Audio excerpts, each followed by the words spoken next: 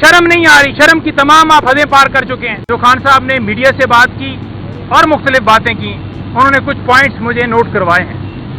وہ پوائنٹس میں آپ کے سامنے رکھنا چاہتا ہوں. پہلی بات یہ ہے کہ جو ڈی جی آئی اسفیار صاحب نے پریس کانفرنس کی تھی، اس کے اوپر خان صاحب نے بات کی ہے اور انہوں نے کہا ہے کہ معافی کی بات کی جا رہی ہے. تو انہوں نے کہا کہ معافی جو ہے وہ مانگیں جنہوں نے ہمارے لوگوں کو شہید کیا، جنہوں نے ہمارے لوگوں کے اوپر ظلم و ستم کیا، زخمی کیا، چار دیواری کا تقدس پامال کیا، تو معافی تو ان کو مانگنی چاہیے. اور انہوں نے یہ بھی کہا کہ میں معافی جو ہے ایک صورت میں مانگوں گا، وہ صورت میں کہ سی سی ٹی وی فوٹیجز جو ہیں وہ سامنے لائی جائیں. وہ سی سی ٹی وی فوٹیجز کے اندر اگر پاکستان تحریک انصاف کا کوئی کارکن کور کمانڈر ہاؤس کو یا کسی جگہ کو آگ لگاتا ہوا نظر آتا ہے کہ اس نے آگ لگائی ہے پی ٹی آئی کے کارکن نے، یہ پی ٹی آئی کا ہے، ثابت ہو جاتا ہے اس سی سی ٹی وی فوٹیجز سے، تو پھر میں ضرور معافی مانگوں گا اور میں اس کو پارٹی سے بھی نکالوں گا. اور انہوں نے ساتھ یہ بھی کہا کہ میں کہوں گا کہ اس کے اوپر قانون کے مطابق کارروائی کی جائے. انہوں نے کہا کہ سی سی ٹی وی فوٹیجز جو ہیں وہ ہائی کورٹ سے وہاں سے بھی چرائی گئیں، اور جنہوں نے ایک سابق وزیر اعظم کو ہائی کورٹ سے اغوا کیا، جس کے اوپر سپریم کورٹ نے یہ کہہ دیا کہ یہ جو اغوا تھا، یہ گرفتاری نہیں تھی، اغوا تھا، یہ غیر قانونی تھا. تو ایک سابق وزیر اعظم جس کے ساتھ عوام کی سپورٹ ہے، سب سے بڑی پارٹی کے سربراہ کو آپ اس طرح کالر سے پکڑ کر گھسیٹ کر تذلیل کر کے ایسے کیس میں لے جائیں گے جہاں پر وہ بیل کے لیے وہاں پر گیا ہوا ہے. اور وہ وزیر اعظم، سابق وزیر اعظم جس کے گھر میں 14 مارچ کو جوڈیشل کمپلیکس حملہ ہوتا ہے، پھر 18 مارچ حملہ ہوتا ہے، اور گھر جو ہے زمان پارک میں 14 مارچ کو حملہ ہوتا ہے، تو وہ رینجرز اور وہ جو اہلکار ہیں ان کے خلاف کارروائی ہونی چاہیے اور معافی وہ مانگیں جن کا قصور ہے. ہمارا قصور ہی نہیں ہے، ہمیں تو ایک وکٹمائز کیے جا رہے. اب انہوں نے یہ بھی کہا کہ فار ایگزامپل ایک بندہ اس وقت تحریک انصاف کے ساتھ تھا، جو ہی اس نے پریس کانفرنس کی اس سے 9 مئی کے کیسز جو ہیں وہ بھی ختم کر دیے گئے. جو ہی اس نے پریس کانفرنس کی، جو ہی اس نے کہا کہ میں پاکستان تحریک انصاف سے رہتی کا جو ہے وہ کرتا ہوں، تو فوراً ہی اسے چھوڑ دیا گیا، کہا گیا کہ یہ تو 9 مئی اس کا کوئی قصور نہیں ہے. تو یہ کیسا 9 مئی ہے جس میں ہم سپریم کورٹ میں گئے ہیں کہ جوڈیشل کمیشن بنایا جائے؟ اسی لیے جوڈیشل کمیشن نہیں بنایا جا رہا کیونکہ ان کو پتہ ہے کہ پھر کردار سامنے آئیں گے، اصل قصوروار سامنے آئیں گے. تو اس صورت میں شاید اس سے پہلے یہ خبر چل چکی ہو.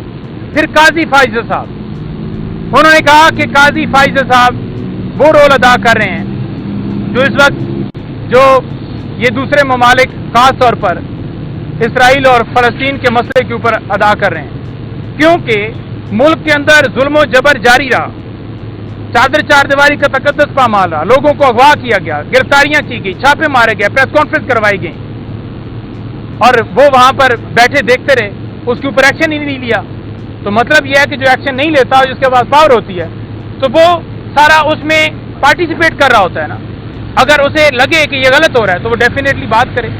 لیکن انہوں نے کہا کہ قاضی فائز صاحب کو ہم 12 کہہ چکے ہیں، اور اب بھی میں کہہ رہا ہوں کہ ہماری پٹیشن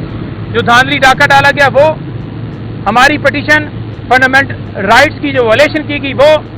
ہماری پٹیشن جوڈیشل کمپلیکس کے حوالے سے، خان صاحب کی ڈسکوالیفیکیشن کے حوالے سے، اور جتنی پٹیشنز ہیں وہ کیوں نہیں لگائی جا رہی،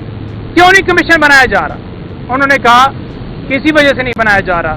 کیونکہ وجہ جو میں نے پہلے بتائی کہ جب آپ ساتھ دے رہے ہو کسی کا تو اس وجہ سے نہیں بنایا جا رہا، تو لگائی جائیں. پھر جو بنگلہ دیش ہے، بنگلہ دیش میں جو آج صورتحال ہوئی ہے، خان صاحب نے کہا ہے کہ وہاں کا جو آرمی چیف ہے وہ عوام کے ساتھ کھڑا ہو گیا ہے. اس نے دیکھا ہے کہ وہ حسینہ جس نے ملک کے اندر ظلم و جبر ایک پورے 14 سے 15 سال وہاں پر کروایا، پورے ایک جو ہے وہ اس سارے سالوں میں لوگوں کے گھروں میں اسی طرح سے لوگوں کو اٹھایا گیا، ان کے اوپر مقدمات بنائے گئے، اور اسٹوڈنٹس کو جس طرح سے وہاں پر 300 اسٹوڈنٹس تھے ان کو دہشت گرد قرار دے کر شہید کیا گیا. تو انہوں نے کہا کہ وہاں کا جو آرمی چیف ہے وہ عوام کے ساتھ کھڑا ہے، اس نے عوام کی رائے کا احترام کیا ہے، اور اس وقت جو صورتحال ہے پاکستان میں وہ بنگلہ دیش سے برتر ہے، اور یہی پاکستان کے اندر کیا جا رہا ہے۔ خاص طور پر انہوں نے کہا کہ جو بجلی کے بل ہیں وہ آج آسمانوں کو چھو رہے ہیں، آج لوگ بجلی کے بل نہیں ادا کر رہے۔ بار بار انہوں نے کہا کہ اس بات کو آپ بار بار اجاگر کریں۔ پھر انہوں نے کہا کہ آپ جا کر بتائیے گا کہ یہ جو سارا ملک کے اندر صورتحال چل رہی ہے، ایک پارٹی کو مسلسل وکٹمائز کیا جا رہا ہے۔ ہم یہ کہتے ہیں کہ تمام CCTV فوٹیجز، تمام ثبوت، تمام ایویڈنس، ہر چیز آن ریکارڈ لائی جائے، ایک ہی معاملے کے اوپر مختلف مقدمات میں امپلیکیٹ کر کے ایک کے بعد دوسرا، دوسرے کے بعد تیسرا، تیسرے کے بعد چوتھا مقدمہ جو ہے وہ کیا جاتا ہے۔ یعنی آپ کو شرم نہیں آ رہی، شرم کی تمام آپ حدیں پار کر چکے ہیں۔ آپ کے لیے آج دو پیغام ہیں۔ پہلا پیغام عمران خان کی طرف سے یہ ہے کہ اس وقت جو ہماری اسمبلی میں بیٹھ کے لوگ، پارلیمنٹ میں بیٹھ کے لوگ فیصلے کر رہے ہیں، جو ناجائز فارم 47 کے پیداوار ہیں، جو چوری کر کے مینڈیٹ کو اسمبلی میں بیٹھے، وہ قوم کے لیے کیسے فیصلے کر سکتے ہیں، اور کیسے یہ ریزولوشنز پاس کر رہے ہیں، اور کیسے یہ ہمارے جو قانون ہیں وہ تبدیل کر رہے ہیں، جب ان کا کوئی حق نہیں بنتا کہ وہ قوم کے لیے فیصلے کریں۔ انہوں نے کہا ہے کہ سب سے پہلے جو ان کا مطالبہ انہوں نے پہلے بھی کیا ہے وہ یہ ہے کہ پہلے اسٹولن مینڈیٹ، جو کئی 100 لوگ ہیں جن کا مینڈیٹ چوری ہوا ہے، اس کو یہ واپس کریں۔ ECP کے اندر سب نے فائل کیا ہوا ہے، اپنے کیسز لے کر گئے ہوئے ہیں، لاتعداد کیسز ہیں اس وقت ECP میں، اور ECP کی کانسٹیٹیوشنل رسپانسبلٹی ہے کہ یہ ان کیسز کے اوپر جلد از جلد 180 دن کے اندر فیصلے دیں۔ یہ کوئی عمران خان بھیک میں نہیں مانگ رہے جو اسٹولن مینڈیٹ ہے، یہ ECP سے جائز اپنا حق مانگ رہے ہیں کہ آپ کو پتہ ہے کہ یہ چوری کردہ مینڈیٹ ہے اور اس کو واپس کیا جائے، اور کہتے ہیں جب اسٹولن مینڈیٹ واپس ہوگا، اور اس سے پہلے آپ کو جو ناجائز لوگ اس وقت جیلوں کے اندر ہیں اور جو بیل کے اوپر بھی ہیں اور جن کے اوپر 9 مئی کے آپ نے کیسز بنائے ہیں، ان کو ختم کرنا چاہیے، کیونکہ ویسے بھی جب یہ کیسز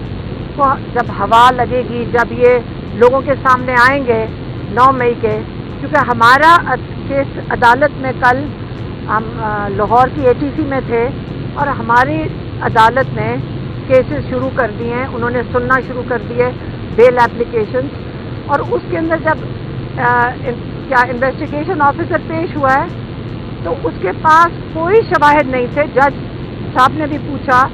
کہ آپ کے کوئی شواہد ہیں، ان کے پاس کوئی شواہد نہیں تھے۔